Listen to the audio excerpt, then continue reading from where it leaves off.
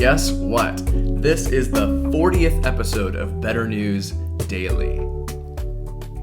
Wow. We have moved through lots of books of the Bible by now, talked about a lot of different things, but today we're going to go back to basics and talk about the one thing that Jesus said that Christian life is all about. We're in 1 John today. This is a letter that John wrote to Christians who were likely living in Ephesus. And 1 John is a really popular book of the Bible because it's full of short, memorable verses about God's love and about what it means to live as a follower of Jesus. This is a book of the Bible that's built for Twitter. Now, this book doesn't have a lot of structure to it. John has a couple of key themes that he keeps coming back to, and he talks about them kind of cyclically, but he's not like Paul when he writes, where he builds a specific linear argument. John jumps around and circles back to things, and you might absolutely love this style and find it really a rich experience. But I'll be honest, my left-brained mind finds reading this book really stressful. I have a hard time following it sometimes. But hey, if you love it, respect to you. I'm still getting there. What is clear in the book, though, is that John is talking about two main themes: light and love. He keeps coming back to these. And love is what I want to talk about today. I told you we were going to go back to basics. So here's just a sampling of some of the things that John says about love, though we could list lots more. Dear friends, let us love one another, for love comes from God. Everyone who loves has been born of God and knows God. Whoever does not love does not know God, because God is love. Or later, we love because he first loved us. Whoever claims to love God, yet hates a brother or sister, is a liar. For whoever does not love their brother and sister whom they have seen, cannot love God whom they have not seen. And he has given us this command: anyone who loves God must also love their brother and sister. Or one more: dear children, let us not love with words or speech, but with actions and in truth.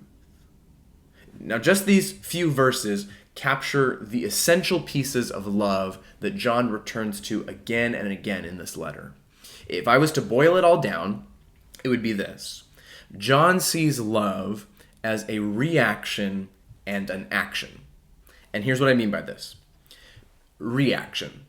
Remember that line that we just read? We love because he first loved us. So our love is a reaction to the love we experience in our relationship with God. The gospel compels us to love others. It's a reaction. But this love for others is also action. It's not just a feeling or a mental position that we take with others. Christian love is a verb. You don't just have love for others or say you love them. You show love to them. Reaction and action. This is the heartbeat of 1 John. And Jesus backs this up too. He says that love for God and love for neighbor is what God's law is all about. That's the core. But why is it that love for neighbor gets linked to our love for God? Well, this is the heart of what 1 John is talking about. Let me share with you an illustration that I used for a sermon a few years ago that will help to explain what I mean. When you were a kid, I'm sure that you drew or painted a picture for your parents at some point, right? Kids love to make art. And if you're a parent watching, I'm sure that your own kids have given you a picture that they made. Here's some of my own exquisite art from my younger years. This is a family portrait that my mom kept. I drew this for a school project during my freshman year of college. Just kidding. Do you like our matching outfits that I have us wearing?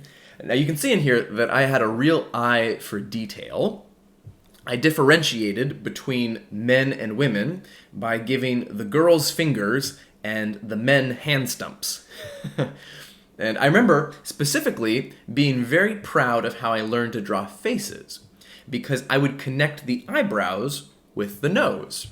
It was this brilliant time-saving technique. Free tip for any artists out there. It did kind of make my dad look like an elephant seal, though. Anyways, enough bragging. Imagine, if you would, a piece of art that you made for your parents. Maybe it was saved over time in a box of handmade arts and crafts.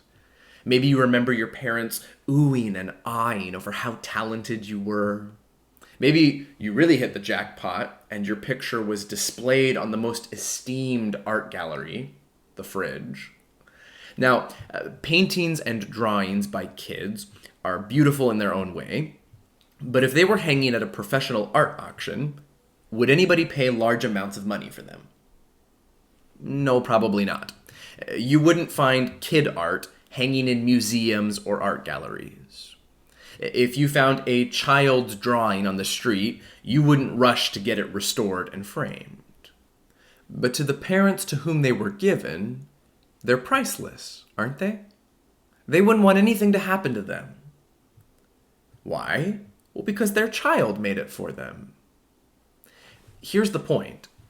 The way we treat the creation reflects how we feel about the Creator. The parent loves the painting because they love the person who painted it. The way we treat the creation shows how we feel about the Creator. Now, in the art world, there are some paintings and sculptures that have obvious objective value. They are so masterful and beautiful that anyone in their right mind would value and care for them.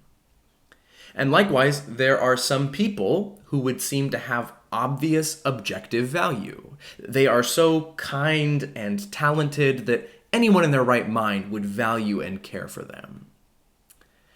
But then there's art like my kid drawing, for example, that don't seem to have much observable value.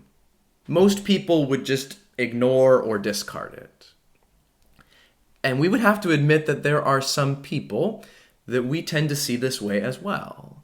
People who would objectively, for whatever reason or bias, be difficult to love. And this is why it's so important that we train our hearts to see the Creator in His creation. And this isn't just about how we think about other people, it's about how we act towards them. I think many Christians today have watered down this challenge of loving our neighbors to instead just accepting our neighbors. And I see a serious fundamental difference between the two, between love and accept. Let's say, for example, that I'm not very good at math and I get nervous meeting new people. Well, I might say, I accept that I'm bad at math, and I accept that I get nervous about meeting new people. These things are less than ideal, but I put up with them. But you wouldn't hear me say, I love that I'm bad at math, or I love that I get nervous when I meet new people. No, love is at a different level than accept. We love things that we genuinely value. We accept things that are less than ideal. So now think of the message that we send to people when we say, I accept you, instead of, I love you. I accept you. You're not ideal, but I can live with it. I'm going to tolerate you in my life. Or, I love you. You are valuable. You matter to me. I care about you. See, loving transcends accepting. Have you heard of the book or the movie Wonder? Both are really great. It's the fictional story of a kid named Augie who was born with a facial deformity. And because of his many surgeries and medical conditions, he's never gone to school. But the book covers his first year in an actual school in 5th grade. So here comes this kid with a heart of gold, but people can't get past looking at his face. Some of the kids bully him, others try to be his friend, but most people are just unsure what to do when they're around him. And at the end of the book, after getting to know Augie throughout the school year, one of the students in the class says what he learned in 5th grade. And he says this: "It's not enough to be friendly. You have to be a friend." I don't know that I could say it any better. I think most Christians are pretty good at being friendly, but I wonder how we're doing at being a friend to anyone that God puts in our lives. We tend to push the idea of accepting people, which can be a good thing initially, but we often stop there. Jesus' call for his disciples, and what John reiterates in this letter, is to love people, to sacrifice our prejudices and inconvenience our schedules to show love to others. And why do we do this? Because the way we treat the creation reflects how we feel about the Creator. So here's our daily question: who can you love today? Very basic question, but incredibly important. By the end of today, who can you show love to? How can you express love and care in a tangible, felt way to someone in your life? It can be a really intentional effort to show love to one person, or maybe there are a number of people that you can do something small for. Who can you love as an extension of your relationship with Jesus? A reaction and an action. You know, autocorrect on your phone can either be really annoying or really helpful. One problem that I used to always have is that when I typed the word love, it would always autocorrect to live. But you know, this is kind of how John sees love.